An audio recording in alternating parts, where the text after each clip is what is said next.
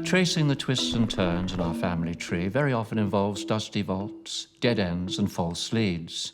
But we all carry a key that can unlock a history long lost to us. It's our DNA. 12 New Zealanders have had their DNA tested, and that's going to help them to solve old family mysteries, uncover ancient forebears, and even find a fortune or two. Stay tuned for a fascinating ride. Now, learning about our DNA shows us that our differences pale by comparison to how much we share. So many of our ancestors were brave enough to set off for a new land. Singer Stan Walker and politician Jacinda are about to discover they have relatives all over the globe, people who boarded boats and planes to see what the other side of the world looked like. This is me. These statues, I've seen them my whole life. I get to see them in real life. It's quite surreal, actually. Turns out my relation was really the only one that ended up in New Zealand. The rest of his family came here. Political bright spark Jacinda is keen to discover more about the people who have populated her past. Now, while she knows a great deal about her Scottish and Irish ancestors, I can also tell you that she has relatives who speak French and a number who saw the end of slavery in America. But let's first find out how Jacinda sees her family. I definitely would describe myself as a really family-orientated person.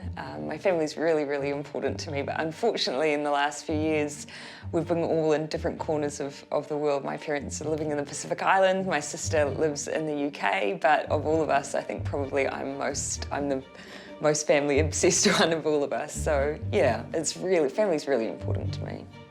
There's a little bit of mystery on my father's side of the family, never being entirely clear who my biological grandfather is. My sister was doing her science homework one day and asked my father for his blood type and then for my grandfather's, and with that simple wee piece of information, realised that it was quite impossible. Jacinda, welcome. Thank you, Richard. Sit yourself down. Thank you. Make yourself at home. Now, how did you get into politics? Well, sort of by accident, sort of by design. I've just always wanted, I guess, to change the world, as cliched as that sounds. Did you? Yeah, and I certainly didn't start out believing that I would be a politician. I just wanted to help, wanted to change things, and it eventually led down that path. And in this world that you've entered, is there any particular highlights? Well, I've never actually won, so I guess I'm waiting for a career highlight, as it were, but I'm an eternal optimist. Well, Jacinda, there seems to be some sort of mystery regarding your father's ancestry. What do you know about that? Not a lot, to be honest. We really don't know much about one side of my father's family at all, so it would be good to answer some questions. I think we may be able to shed some light on that, but not going to give too much too soon. Right, we've got some of your results, and if we look at the screen over there, we'll be able to see them. So, we've got 54% British and Irish, 29% Northwestern European, and that tallies with your family tree, of course, but there's a couple of interesting numbers. 10% French-German, 3.7% Scandinavian. You also have a small percentage of Eastern European DNA. Does that come as a surprise? Yeah, it does. So where do you think you might be headed? If I were to put money on it, I would say Scotland or Ireland. That's always been where most of my ancestors are from, so that seems the most obvious place for me. Yes, well, yes, there might be a couple of surprises here for you. I'm not going to say any more. I'm going to give you this device with which you're going to keep in touch with me and me with you. Thank you. And I wish you bon voyage. Thank you very much, happy Richard. journey. Thank and lots you. of discoveries. Thank you very much. Thank you for coming. Thank you. Well, Jacinda better pack a sun hat because she's about to discover that her father's ancestors rather like the coast around the Mediterranean. Well, who doesn't?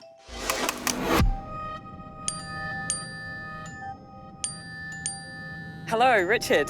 Hello, Jacinda. Your first mission involves you looking into your father's side of the family.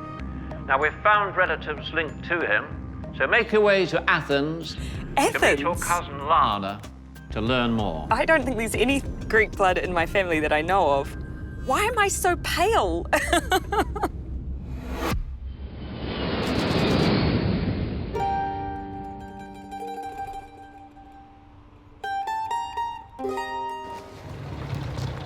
I've always considered myself to be grade A pasty. My father, he's a completely different shade to the rest of us. And so, yeah, we've always had questions around where that might have come from. That says, yeah, that's probably a little bit of Southern European, Italian, Greek. So apparently I'm meant to be meeting Lana here somewhere. I'm told that she is my fourth cousin. I thought all of my cousins lived in Hamilton and the Hawke's Bay, so this feels pretty exotic right now.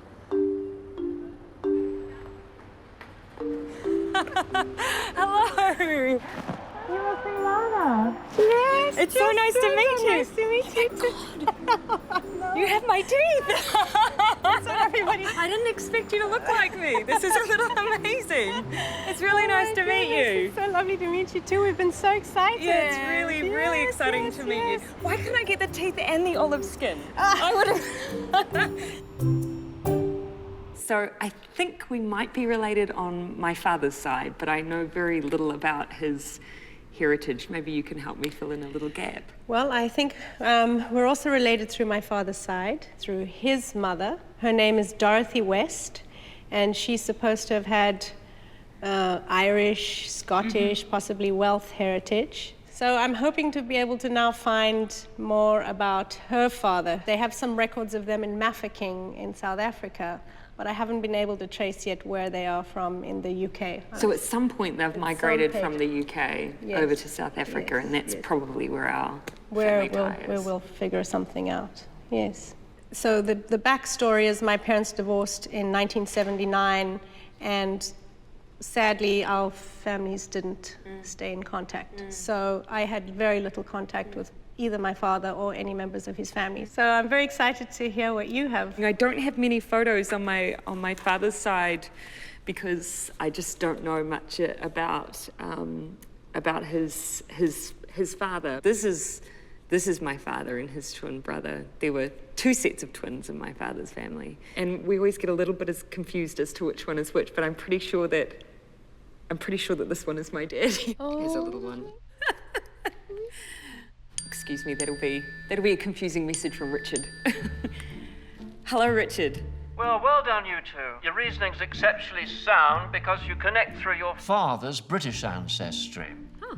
But there's a reason that you're in Greece, Jacinda, because your DNA has 2% Southern European markers, and a further test on your father has revealed that his Southern European DNA is actually 5% Greek-Italian and 1% Portuguese. Oh my goodness. Seems to me like someone had a bike and got around a bit. That's amazing. I think my dad will probably be pretty interested to know that as well. I think meeting Lana made me realise that actually the origin of your connection doesn't really matter. It doesn't matter whether or not you're third cousins twice removed and what percentage blood you might be Italian or Greek. It's just that you're meeting these amazing, wonderfully warm people. So I really enjoyed that first meeting. Cheers. Stan Walker has always had the X factor, but now we want to look into his X and Y factor. Whether he's singing or acting, Stan is a man of the people. But now he's going on his own hunt for the Walker people. So let's see what he knows so far. I was brought up on the marae my whole life. We were brought up with our first, second, third cousins like brothers and sisters. There's a couple of thousand of us and we're quite tight, and even though some of them are so annoying, they're number one for me. I've got a few of my nanny and koros that are still alive, and I only go back home to see them first. Sometimes I don't even see my cousins, my aunties and uncles and everybody else. I'd rather see them because we've got so little time with them. They're in their 90s. My favourite thing is to sit down and hear their stories. And me being who I am today and achieving what I have achieved, I feel like I'm a reward for all the hard work, sacrifices that the generations before me made. I'm that annoying person that loves to talk about my family when I come from, so when I find out that I'm Brazilian, oh, you watch out. Stan, come along in. Welcome, welcome. 3 times welcome. Thank you very much. Sit yourself down. Now, you were a singer, basically. Well, it was Yeah. a singer that brought you to the attention of the public. Yeah. And started your career. But it takes you... You're very much a family man, aren't you? Yeah. And it takes you away from your family. How do you deal with that? My mum is, she rings me up every day, so I feel like she's there. She's always there. You're rather interested in maybe an Indian connection in your family, is that true? Yes, because my grandmother's part Indian, and I met my grandmother when I was 9, and I think when I was about 15 or 16, I found out that she was Indian. All she knows that, you know, her great-grandfather came from there, and that was it. OK, well, we might have a bit of information on that for you at a later date. Yes. Not just yet. We've got some of your markers in here. If you look at the screen, we'll take a look at them. Right, so the map so far is showing that you have 34.7% Southeast Asian DNA, but you also have 4% South Asian DNA, which reflects your grandmother's Indian heritage. There's 36% European markers, and you have a very small percentage of Native American in there somewhere. 24% Oceania markers. The labs have found 455 second and third cousins, and you're about to meet a few of those. Now, I want you to take this device with you, if you wouldn't mind, and I shall be in touch later on. Thank you so much for coming in, Stan. Thank you so much. Bon Thank you very voyage. much. Have a good trip. Thank you. Well, we know Stan has what it takes to be an X Factor idol, but where he's going to meet some real idols.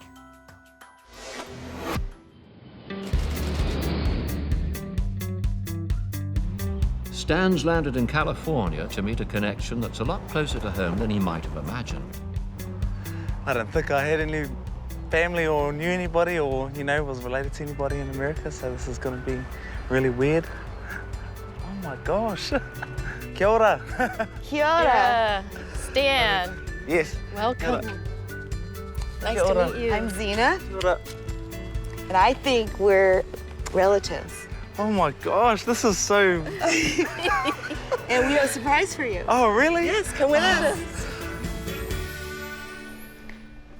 Kia ora. Kia ora. My name's Stan. Stan, my name's June. Nice to meet you. Same Oh my here. gosh, this is really amazing. All right. And I guess I heard we were related somehow. Somehow. My father was Kaihu Renata. The Renatas. Renata, yeah. Oh my gosh, there's heaps from back home. And there he is. I had 2 brothers and a sister, and my mother and father were from England. I couldn't figure out why I was brown and they were white. And then one day, a tall Maori came, Kaihu, to see my sister. Well, that's when I found out that my sister was my mother. Oh my And gosh. my brothers were my uncles. And my parents were my grandfather and grandmother. Oh, true. I was told the truth that Kaihu Renata Tinahuru, he was my father. Wow. When I was about 20, I met the sailor. He was drunk. They stumbled across the dance floor and one said to the other, "I dare you to dance with that girl." That was me. He comes over and picks me up, swings me around. He pulled my dress and it came undone. So I had to go sit down, and that's how I got to know him. Oh. And you sailed to America? Yeah, I came into San Francisco on April the 7th, 1946. Far out. That was the Lurleen that took the war rides across. There's 1,200 of us on board. So you've been here for a long time now. Do you still feel, as a Māori, do you still, being over here I for so long? still think of the Maori connection. Yeah. You feel that strongly.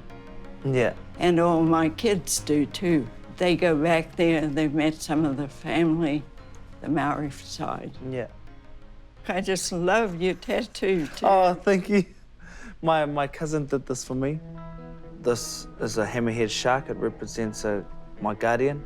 That's my grandmother who passed away, and my Yes, it grandfather. represents, every little thing represents something. That represents my marae, and that little koru there represents the baby that I lost. A lot of people just get it for the look, but this is, you know, this is our whakapapa, our history, and, you know, our family, and to bring something from home for you. Isn't that beautiful? Do you want me to put it on you? Yes, please. Great. Thank you so much. Thank you so much. Meeting June was really awesome for me. Just hearing her story was one of my favourite things. Her journey of life is incredible, and I feel like she's a woman of solid character. And after 70 years living in the States, she's retained a strong sense of being not just Māori, but being a Kiwi. And she's still strong with connecting back to her roots, especially for her kids and her grandkids and her great-grandkids.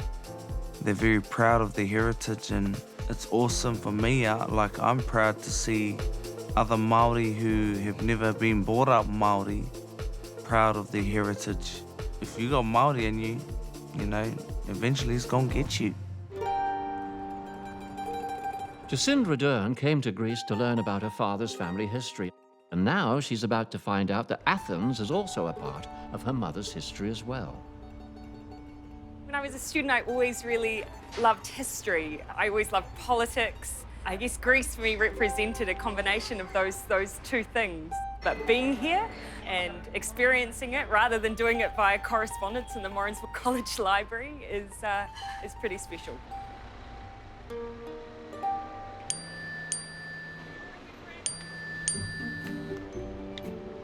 Hello, Richard. Good morning, Jacinda. Now, your father's DNA has led you to Athens, but it's a very important city for your mother's family as well. Your great-uncle, Albert Sidney Cammack, died here trying to keep the German army at bay. His company blew up roads and bridges so that the Anzacs could escape.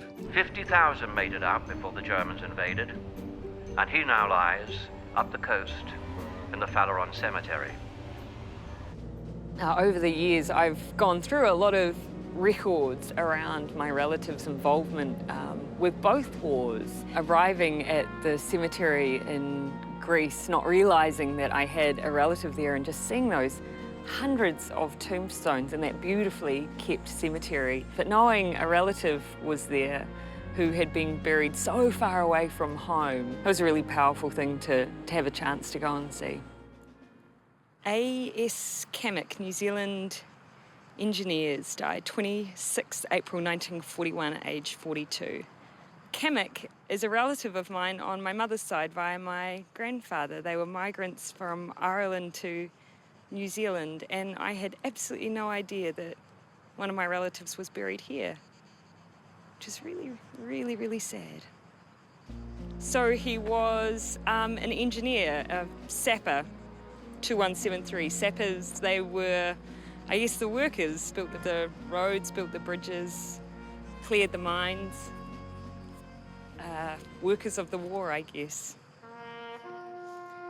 Seeing the actual physical place where a relative was buried in an overseas country that really brought home for me how difficult that must have been for relatives at that time to know that that person would be buried so far away and they'd potentially never ever have a chance to visit that site.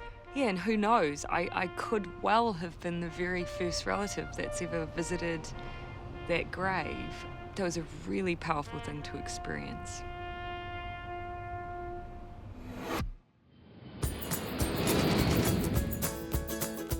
Stan Walker is on his way to Las Vegas to meet his cousin Klaus.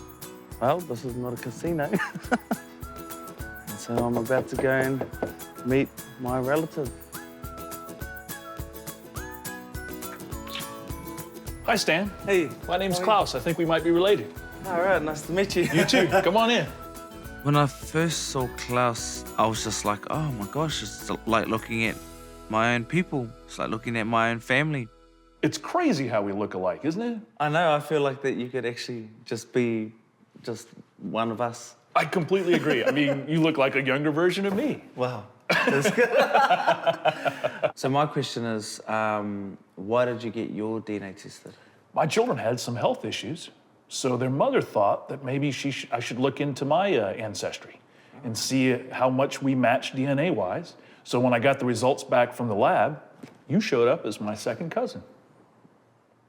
That is the weirdest thing, isn't it? Trippy. I think trippy is the word you used before, trippy. Especially when I think about how far away you live presently. I know, it's like we're literally on the other side Literally of the on the other side of the globe. And like Māori people are very staunch and knowledgeable of where we come from and who's our family and how we're connected.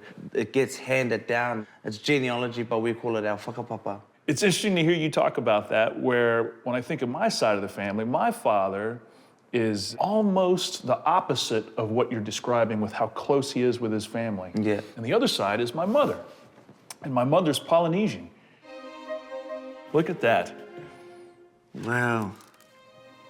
She's from a small island in the South Pacific you may never have heard of. Rapanui? Yeah. My mother's from Rapanui. Always wanted to go to Rapanui. Really? Always. So when I think about the way you describe what you're talking about with, tell me that word again? Whakapapa. Yeah, that part that you're describing, she talks about that as well when she was a child, and how this person was her brother, who was also her godfather, who was connected to this, where exactly what you're describing. So that must be the connection somewhere from that side of my family. Wow, I did not know that you were a Rapanui.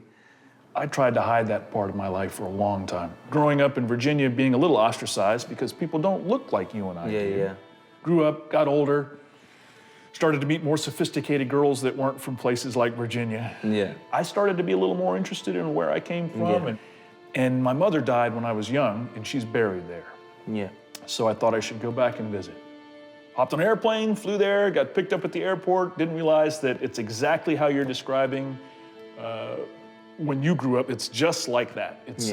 And I felt like I had been there, almost as if I had never left. And even kind of made me feel that it was expected that I would say that the mana of the island would keep me there. Yeah, I've never actually met anybody from Rapanui. Well, far out. Oh my gosh. You know, when I look at these, honestly, I just see like Māori people. That could be any one of us, 50 years ago. My brothers. That's amazing. Far out. Yeah, they just look like they're from home. When I first saw Klaus, I was like, oh, this is gonna be interesting. He's a pilot living in Las Vegas. He's half Rapanui, half German. Racers, are you ready? Ready! Go! Klaus is actually an awesome guy. Had a really good time with him, connecting with him. I also think that me being there was almost a reconnection for him back to his homeland and back to his mother's homeland and back to his people and back to who he is, not just being an American, but, he's from Rapanui as well. That was a big thing for me.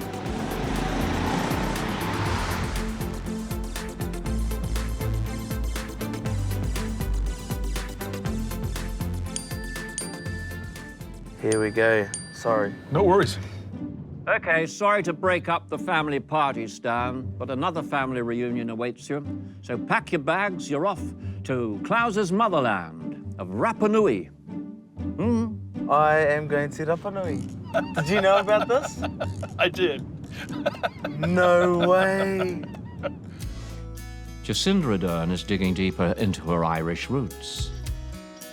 Having discovered her great-uncle died in a battle in Athens, she's now in Syracuse in America to meet Bruce, another cousin from her mother's side. So I'm really excited to be learning a little bit more about my mother's side of the family. The Cammocks came out from Ireland to New Zealand, and I think it's kind of easy to believe that that was the beginning and end of their story in a lot of ways, but turns out my relation was really the only one that ended up in New Zealand. The rest of his family came here to Syracuse. And the reason I'm happy to learn about this side, well, my great-grandmother, Louisa, her mother died after giving birth to her, so she knew almost nothing about this side of her family. So pretty special to learn a bit more about them and to be here to do it. Jacinda's great-great-grandparents, Esther and Alexander Cammock, sailed to New Zealand in 1867. And while they were doing that, Alexander's 2 brothers and sister emigrated to the USA, where the family remains deeply entrenched. Hi, you must be Bruce. Hello. Oh, it's such a Jacinda. am. Cousin. Such a cousin, How are Bruce. you? It's How such are a you? pleasure to meet you. Oh, it's great. Thank you so and you much. came all this way. Just for you, Bruce. That's right. What a great trip, huh? It's been Yeah, wonderful. yeah. I didn't think I would end up in Syracuse, This I have is to a say. strange place to meet people. It's though. unusual. Yeah, A graveyard, especially yeah, unusual. especially this one. Yeah. Yeah. So you've got family members right here. Right here, right here. That's my grandfather. Alexander, that seems to run through the family, that It name. does. I have a map. These are all relatives. And so there's some hidden. Kameks scattered around here as well? Oh, yes, yeah. Yep. So his mother was a Kamek, Yes. Margaret. Margaret, so Stones. my great-great-great auntie. Yes, Correct. correct. Right. Oh, Yeah. fantastic. So made the link already. The great thing about meeting Bruce was it was such a direct connection. We knew exactly how we were related and via who, and that meant we could talk about people and stories. So Isabella, who I think would have been your great aunt, she died 3 weeks after giving birth to my great grandmother. Yeah. And Louisa, she went off to live with the other side of the family, never knew anything about her mother or her mother's family. Okay.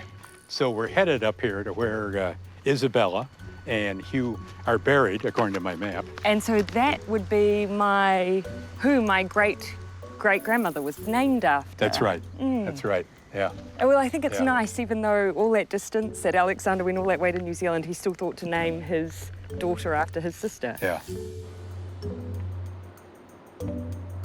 These were my great-great-great-grandparents, but Alexander is the only one that came to New Zealand here to Syracuse. And 3 other siblings came to the United States. All of them, bar him. So any idea why he chose New Zealand? He knew something they didn't know. Must Clearly. be. Alexander's sister, Margaret, who was my great-grandmother, she came here with a big brood of kids and settled in. She was here a long time. I mean, she lived another 40 years or more. Margaret and her husband, Hugh, my great-grandfather, had each been married once before, and then they married each other. So they had some of her children and some of his children and some of their children. And then a whole bunch more. Yeah. So, Bruce, it strikes me that there are a lot of Kameks involved in both World War I and World War II. Have you struck that as well? What I find really remarkable is how many New Zealanders went to war. 10% of the population in the First World War, and it must be 8% or so in the Second World War. Given that, it's not remarkable how many Kameks were involved. But, Of course. But sure, I think there are 8 or 10 who lost their lives in the 2 wars combined. When we were in Athens, we ran out and found Albert Sidney's gravestone. Oh, that's great. You can see that there. That's great, yeah. In the most beautifully well-kept April cemetery. 1941. Find There was where he another that I found who also, I think in the Netherlands, was killed. He was apparently very good at shooting down what they called flying bombs. And the flying bombs were the Germans' V-1 and V-2 missiles. So we had aviators and engineers. That's right. To hear the stories of the other half of the family that came to Syracuse, and to know that your relatives took a different path, and to know probably how close you came to never existing had they just settled somewhere else. Now, it was a really interesting conversation to have. I think that one thing that struck me, though, in having a chat with Bruce, was that both of us had some unanswered questions. And as Bruce said, well, you know, my relatives never left me a note. I think we should leave more notes, you know, because someone out there one day is going to be interested in our lives and the choices that we made. Hi, Richard. It's a long way to Tipperary, but you're not going there. Yes, it's Au Reservoir, Syracuse, and bonjour, Montreal. Montreal? Ah, mais oui. The most French of Canadian cities. And you're going to meet your DNA relative, Whitefeather, in her laboratory. Whitefeather? I have never heard of the name Whitefeather before. Well, I guess we're going to Montreal.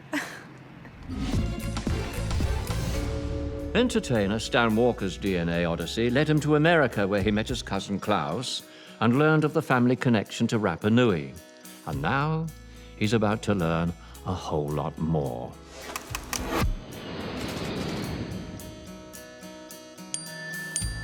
Good morning, Stan. Welcome to Rapanui. Much like the Maori people, the local chaps have an exceptionally rich history, so we've arranged for your third cousin, Nico, to share some of that with you. Hey, Ray, Hello? are you Nico? Yes. I'm Stan. Stan, Yes. how are you? Klaus told me that you was coming. Oh, wicked. Please. I got my DNA tested and it has traced me all the way back here to Rapanui. Wow. And I met your uncle Klaus in Las Vegas. And so I've come here to meet you. Like, I've always wanted to come to Rapanui. So, yeah. It's very interesting, no? Like tracking all the way back to your ancestor DNA. It's amazing, no? The island here, Easter Island, have a big history. No? In ancient times, there were great sailors that traveled all the way. So probably the whole Polynesians' descendants come from the same root, no? Yeah. So yes, there's this big ancient tale about the people that first get here. They came from a lost continent. In our tale, it's called Hiva, but the tale said that there were 7 brothers and sisters. So one went to Hawaii, one went to New Zealand, other went to Tahiti, other went to Marquesas, and the other one moved to the navel of the world, Rapanui, Easter Island. Watching the sun unveil the Moai, it has to be one of the most incredible things I've ever experienced, ever seen and ever felt. This is mean. These statues, I've seen them my whole life. Now I get to see them in real life. It's quite surreal, actually. Even when I was coming here, it's like, even it's a little bit emotional, just seeing all these big things. So my friend, we have a big statue here, the Moai, how the ancient people call it Aringa Ora, or Te Tupuna. This was the representation of the living face of the ancestor that were watching and protecting the people that live in the village, used to live in front of them, no? So here's where the people used to live, in front of the ancestor, watching them. Why are they facing inwards? They believe about the spirits, no? That they were watching you from the other side all the time. From the other dimension, we can say that. And the idea was also to control the islanders. Because many people believe why they are not looking to the sea against the enemies that arrive. No? There were no enemies coming from outside. They have to watch themselves from themselves, from their own problems. What's the foundation, you know, which it's on, and what does this represent, all of that? The platform here that we call Ahu is the graveyard, is the place where they buried people. Because they believed was that the bones contains your mana, your soul.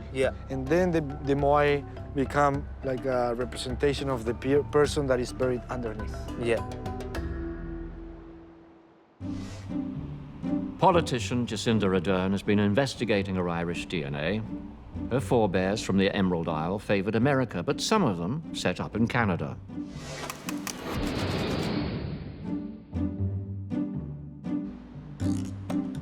So I've made it here to Montreal and I still have absolutely no idea why I'm here. I don't know if I'm meeting a relative or a complete stranger. All I know is that I'm meeting them here at the university and that we're going to a lab. But for now, we wait.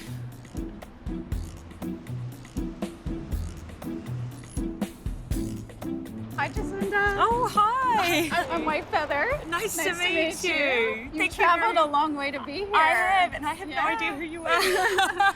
Well, you're going to find out. Oh, awesome. But I'd like to bring you into my lab. Okay. Okay? This sounds really ominous, but okay. Oh, it's going to be fun. Awesome. Yeah, Thank you. Thanks for meeting me. So Shall come we? with me. So Whitefeather, I still really don't have much of an idea as to why I'm here, and I'm hoping that you might be able to give me a little bit more information, a clue maybe. Am I related to you? The first thing I can tell you is that yes, we are related. Oh, wow. Okay. Yes, and in fact, when I sent my genetic information to be compared with yours, we were almost identical. Are you kidding? I'm not sure how far back our common ancestor actually goes, but we are very, very closely matched. Genetically, we're so similar we could be sisters. It's crazy. Yeah. And yet we've ended up in completely different parts. I know, it's amazing. It is amazing. Yeah. I think we have similar politics too, which is really nice. Excellent. Yeah. I didn't want to ask. Yes. Yeah, absolutely. The work that White Feather does is unlike any work that I'd ever come across before. I work as a technician here, and I'm a trained bioartist, so I have a formal background in fine arts. As part of my practice, I've also played with DNA. By working with it as an artistic practice and placing it in a gallery, you know, that's my method of interpretation to help people think critically about what happens. Accessible science. Exactly. At high school, I did a science project trying to find a natural way to stop bowling greens from being destroyed by this terrible bacterium. What you do is next level. Interesting. White Feather, yeah, she was wonderful to meet and really interesting to talk to, and I felt really happy to know I was connected to her in some way. Ultimately, I think the thing that I'll come away from this trip feeling overall is that as much as I've always thought my heritage was boring, you know, I was Scottish and I was Irish, behind that ancestry sits these amazing stories, these powerful, courageous individuals who I feel really proud to be connected to. There were some gaps in our family knowledge on my dad's side, and so it's been great to get a few more answers around where he's come from, and finding out that he's a little bit of Southern European in there explains a little bit. It doesn't change anything about anyone's upbringing or origins or stories, but it is good to know, and it's been really interesting to find out.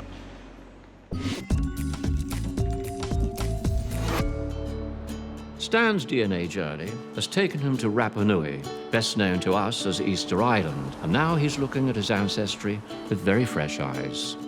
I come to the realization, and I almost had like a revelation, that there's more out there. There's not just Māori, because I was brought up staunch Māori, like, you know, Māori are the best, we're better than everybody, we're the strongest, we're the greatest, and we are. This is true. But there's more to it than that. There's more to us than that. There's more in the world than us. You know, we're just a little dot on the map. I feel like I'm more connected now to Polynesian people than I ever have been. Stan's got just the one more day left in Rapanui, and his cousin Nico is about to give him a taste of ancient island life. These paintings of the seabirds that were very important in ancient times, because it's how they get here, following the migrations of the seabirds. This kind of birds is called manutara. So these are very long time here because they mix it, you know, the soil colors, white, red here. They mix it with sugar cane juice, so it stays longer time. No? So we still can see them here. One of the only places on the island where you still can see this kind of paintings. So, how old are these? Well, it's very hard to know exactly the datation because there's no carbon. You know? So that's why the history of Easter Island is so mystic. No, mystical, because we don't know exactly when a statue was shaped, for example. Look at these. It's a long time. See, we don't have that sort of stuff back home in New Zealand. It's more carvings, you know, like our wood carving. We carved out everything. It's a different expression, no? Yeah. They also made petroglyph. No, like a carving, but on the stone. So they were living in the Stone Age, but in a very later period. We are still in contact with the nature. We can fish, we can spear dive. I think there are just a few places in the world where we can stay still living from the nature. And this is one of them. Meeting Nico was it was one of my favorite parts, just the whole experience. I keep fighting and pulling off. Bringing up when you feel it. Oh, I can see it. Oh! You see? Yeah. They're coming in. This is mean. I felt like we were on the same page in terms of wanting to uphold our traditions, you know, him as a Rapanui person, me as a Māori person, and just realizing how similar we were, how similar our cultures are, and how connected our cultures are. So you love living on the island, bro? Yes. Look at my office. Yeah, bro. That's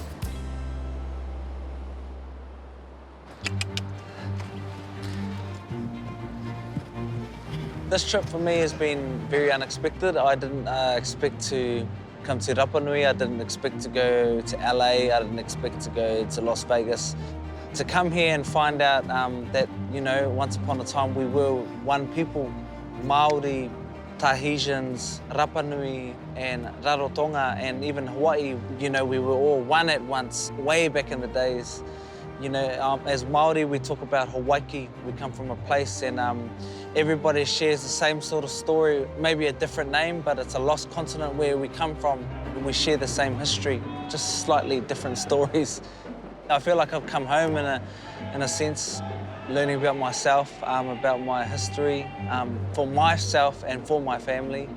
And yeah, it's been incredible meeting the people I've met, amazing, my relations on the other side of the world, in Chino Hills, in Las Vegas, and in Rapanui.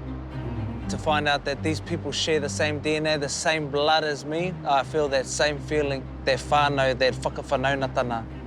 Yeah, it's awesome. I'm gonna take away that. More whānau. Che.